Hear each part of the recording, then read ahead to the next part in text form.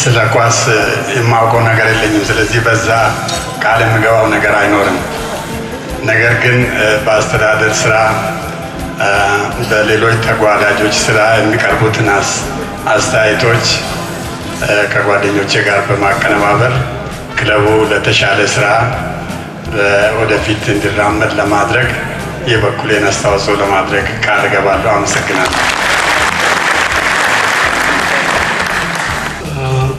ለጣለብኝ ኃላፊነት በጣም በእጅጉ አመሰግናለሁ። በእውነት የተለያዩ ኃላፊነቶች ቦታ ላይ ተቀምጫለሁ።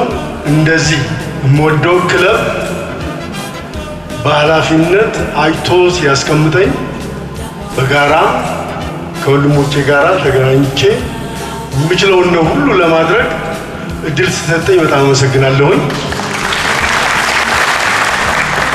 እኔ ያው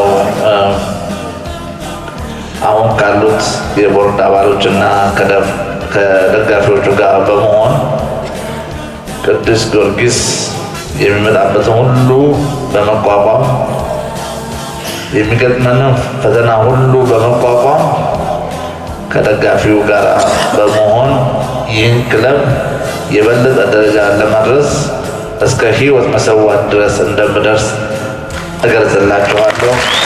አመሰግናለሁ። እወዳችኋለሁ። እግዚአብሔር ይስጥልኝ።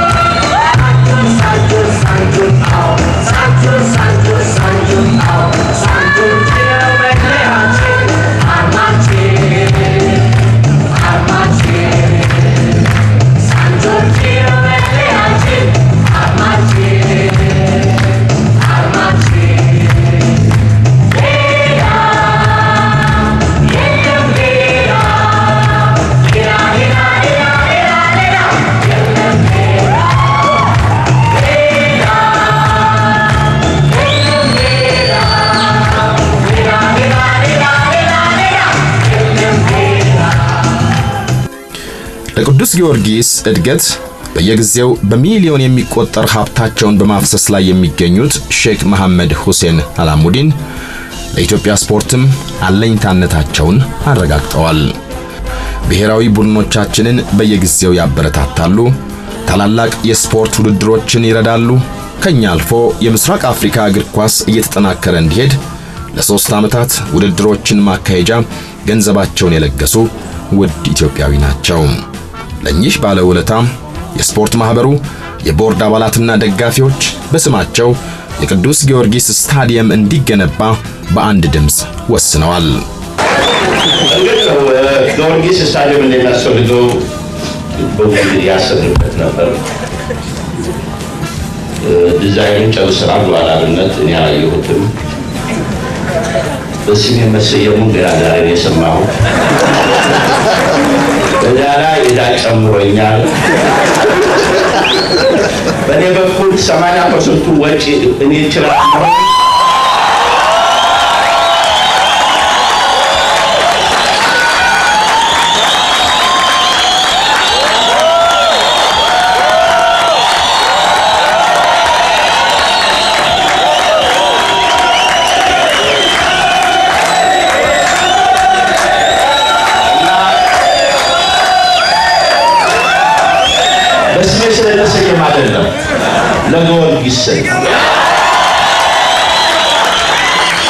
የቅዱስ ጊዮርጊስ ስፖርት ማህበር በአሁኑ ወቅት ከእግር ኳሱ በተጨማሪ በመረብ ኳስ፣ በአትሌቲክስ፣ በክብደት ማንሳት ቡድኖችን በማቋቋም ለሀገር የሚበቁ ስፖርተኞችን በማፍራት ላይ ይገኛል። የእግር ኳስ ቡድኑ ከዋናው ቡድን በተጨማሪ የወጣትና የታዳጊ ቡድኖችን አቅፎ ይዟል። በአሮጌ አውሮፕላን ማረፊያው አካባቢ የተጫዋቾች ሆስቴል በስራ ላይ ይገኛል። ታዳጊዎችን አሰልጥኖ ለሀገር ውጤት ለማብቃት በአሁኑ ወቅት ከየክልሉ ተመርጠው የመጡ 28 ታዳጊዎች በዘመናዊ ሁኔታ በመሰልጠን ላይ ይገኛሉ። ታሪክ ተቀብሮ እንዳይቀር ሲባል በክቡር አቶ ይድነቃቸው ተሰማ ስም በየዓመቱ የወጣቶችና የታዳጊዎች ውድድሮችን ያካሂዳል። በሀገራችን የተፈጥሮ አደጋ ባጋጠመ ቁጥር ጊዮርጊሶች ለወገኖቻችን ፈጥኖ ደራሽ ናቸው። ለልማት ተነስ ሲባል ደግሞ ሁሉም አርማውን አንግቦ ከየቤቱ ይተማል። የቅዱስ ጊዮርጊስ ስፖርት ማህበር በአሁኑ ወቅት 79 ስፖርተኞችን፣ 8 አሰልጣኞችን፣ 60 ሰራተኞችን በአጠቃላይ 147 ሰዎችን በቋሚነት ቀጥሮ በማስተዳደር ላይ ይገኛል። የሀገር ውስጥና ዓለም አቀፍ ግንኙነቱን ለማሳደግም ጥረት እየተደረገ ነው። ድረገጻችን ከተጀመረ አሁን ሁለተኛ ዓመቱን ሊይዝ ነው። ድረገጽ ውስጥ ይህ ድረገጽ በኢትዮጵያ ሳይሆን በአፍሪካ ከማንም ክለቦች የተሻለ እንጂ ያነሰ ያልሆነ ድረገጽ ነው። ደረጃውን የጠበቀም ነው። ይህ ደግሞ ለቅዱስ ጊዮርጊስ የሚያንሰው አይደለም። በድረገጽ ውስጥ ከቡድኑ አመሰራረት ጀምሮ እስከ ቡድኑ ወጪና ገቢ ድረስ ማለትም ይህ የቡድኑ ዓመታዊ ሪፖርት በጠቅላላ በዌብሳይት ውስጥ ማለትም በድረገጽ ውስጥ ይገኛል። የድረገጹ አገልግሎት እኛ በአራት ነው የምናየው። አንደኛ ከኢትዮጵያ ውጪ ያሉትን ደጋፊዎች ከቡድኑ ጋር ጥሩ አይነት ግንኙነት እንዲኖራቸው ማድረግ። ሁለተኛ ቡድኑ ዓለም አቀፋዊ ገጽታ እንዲኖረው እንፈልጋለን። ሶስተኛ የውጭ ኢንተርናሽናል ተጫዋቾች እዚህ ከመምጣታቸው በፊት ስለ ቡድኑ መሰረት ታሪክ ጥሩ ግንዛቤ እንዲኖራቸው ይረዳል። አራተኛ ሁሌ መቼም እንደሚታወቀው ጊዮርጊስ ለብዙ ነገሮች መሰረት ነው። የኢትዮጵያ እግር ኳስ ፌዴሬሽን ለብዙ ነገሮች መሰረት ነውና ይህንን እኛ ጀምረናልና ሌሎችም ቡድኖች እንዲከተሉት፣ ምክንያቱም ለእግር ኳሱ እድገት ትልቅ አስተዋጽኦ አለውና። በአጠቃላይ መልኩ ድረገጻችን ይህንን ዓላማና መሰረት ይዞ የተከተለ ነው። ደጋፊዎቻችን በውጭም ያሉት ሆነ እዚህ ያሉት ሌሎችም የኛም ደጋፊ ያልሆኑት እዚህ ድረገጽ ውስጥ በመግባት ለቡድኑ ታሪክ እና ወቅታዊ ይዞታ እንዲያዩ በትህትና እንጋብዛለን። ዛሬ ቅዱስ ጊዮርጊስ በሩ ክፍት ነው። ለደጋፊዎች፣ ለህዝብና ለጋዜጠኞች የሚደበቅ ነገር የለም። የጊዮርጊስ ደጋፊዎች ማለት የጊዮርጊስ ሁሉ ነገሮች ማለት ነው። ቅዱስ ጊዮርጊስ ምንም ባልነበረው ጊዜ በቃ ለየለት አለቀለት ሰብ በሚባል ሰዓት ምንም ነገር ሳይሆን በፍቅሩ ብቻ ለጊዮርጊስ ባላቸው ፍቅር የተነዱ ለጊዮርጊስ ሁሉ ነገር ለማድረግ መስዋዕት ለማድረግ ከአንዱ አንዱ እየተቀባበለው ያደረሰው ክለብ ነው እንጂ ከሌሎች የተለየ አልጋ ባልጋ የሆነለት የተመቻቸለት ነገር ኖሮታል። እንደውም ከአንዳንዱ ወይበልጥ ብዙ ፈተናና መሰናክል ቢጋረጥበትም ደጋፊዎቹ ልብ ውስጥ ያለ ክለብ በመሆኑ የተነሳ ከአባት ወደ ልጅ ከልጅ ወደ ልጅ እየተላለፈ ጊዮርጊስ አሁን ያለበት ደረጃ ላይ ደርሷል። የምናስበውና የምናቀደው ከተሳካ ደግሞ በበለጠ ደረጃ ተጠናክሮ ቅዱስ ጊዮርጊስ ለወደፊትም ለረጅም ጊዜ ለዘላለም ይቀጥላል ብለን እናስባለን። ግን እንዳልኩ ደጋፊዎቹ ጊዮርጊስን አለቀለት ለየለት በተባለበት ሰዓት በተከለከለበትና በታገደበት ሰዓት ሁሉ አርማውን በልባቸው በቤታቸው ይዘው ጊዜ እስኪፈቅድ ድረስ ጠብቀው መልሰው ያወጡ ናቸውና ጊዮርጊስ ማለት ደጋፊዎቹ ማለት ነው ባጭሩ። ያለችውን የህይወት ዘመን ያው ተክለቤ ጋር ነው እስካሁን ያለው በጥሩ ሁኔታ ደስ ብሎኝ ተሸንፎም ዋንጫቶም ሳያበሳጨኝ ሙሉ ዘመኔን በደስታ ነው ያሳለፈው። ጥሩ ነው። ምን ገጠመኞች አሉ? ብዙ አሉ ገጠመኞች። በ68 69 የነበረው ወከባ፣ ድብድብ፣ እንግልት ነበረ። ከዚህ ድሬዳዋ ሄጄ የተደራደብኩበት ነበረ። እነኛን ሁሉ እኔ በመጥፎ አላያቸውም ነበረ። ቅዱስ ጊዮርጊስ እንደምን ያህል ዓመት ደግፈዋል?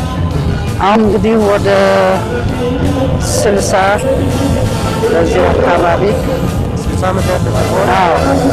ቅዱስ ጊዮርጊስ በውጤቱም ዋናው ቡድን ከሀገር ውስጥ ሻምፒዮንነት በተጨማሪ በቅርቡ ለአፍሪካ የክለቦች ሻምፒዮና የገጠሙትን የግብፅና የጋናውን ሄርትስ ኦፍ ኦክን በማሸነፍ ህዝባችንን ማስደሰቱ አይዘነጋም።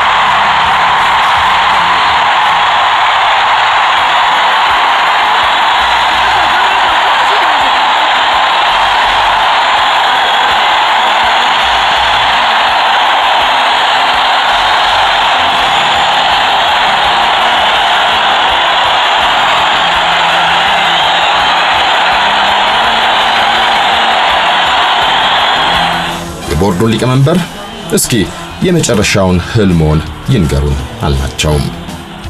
ከክለብ መጀመሪያ የቅዱስ ጊዮርጊስ ቡድን አፍሪካ ክለብ ቻምፒዮንሺፕ ውስጥ ገብቶ ከአንደኛ እስከ አራተኛ ባለው ቦታ ውስጥ ሳየው ነው እውነት ቅዱስ ጊዮርጊስ ኢትዮጵያን የሚያስጠራ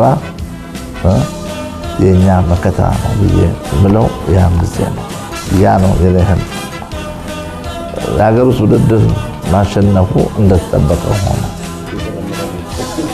እሱ እንደ ካልቸር ነው እና ዋንጫ ማንሳት የጊዮርጊስ ምልክት ሆኗል። ግን ሌሎቹም ደግሞ በየጊዜያቸው እንዲያነሱ ያስፈልጋል። ኮምፒቲሽን መሆን አለበት። ይሄ በስፖርት ያለውን ነገር መቀበል መቻል አለበት። የኢትዮጵያ ቡድን ደግሞ የአፍሪካ ዋንጫን አዘጋጅቶ የአፍሪካ ዋንጫ እንዲወስድ ነው የመጀመሪያው ፍላጎት። ቀጥሎ ዓለም ዋንጫ ውስጥ መሳተፍ ነው።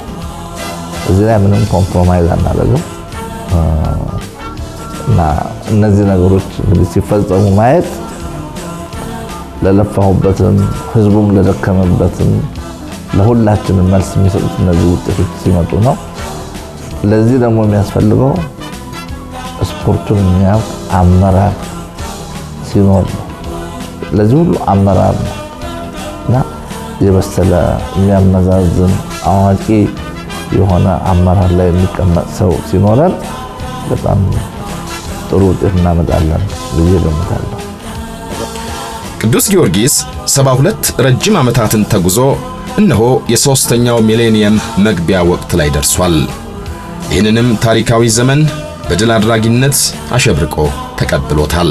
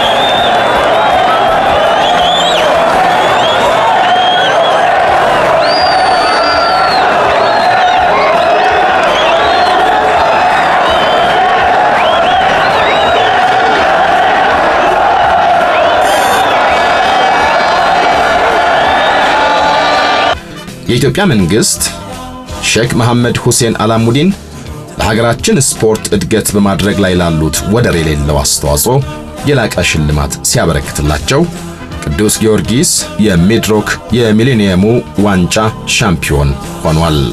ቅዱስ ጊዮርጊስ እንደ ኢትዮጵያችን ሁሉ ያለፉትን ረጅም ዘመናት በትግል በጽናትና በድል አድራጊነት ተራምዷቸዋል። ወደፊትም ከመጪዎቹ ትውልዶች ጋር የአንድነት የፍቅርና የአሸናፊነት ምልክት እንደሆነ ይጓዛል።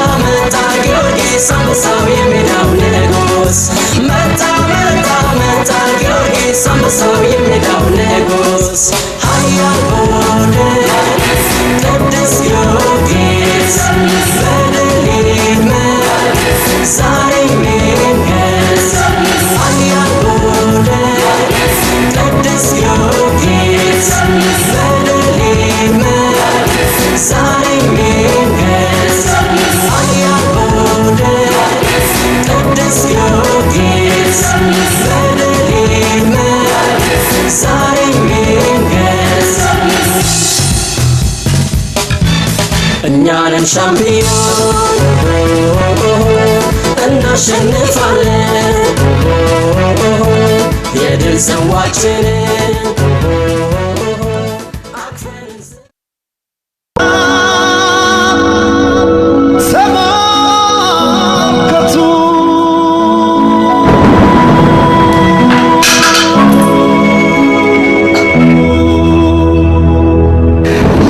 ዓመት ያደርሰን።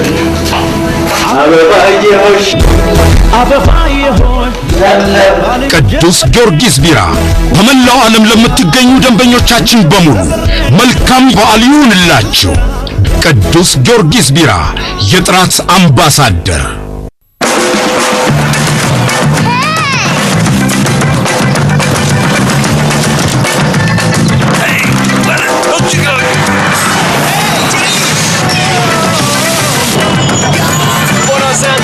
And the Pepsi, we'll play you for it.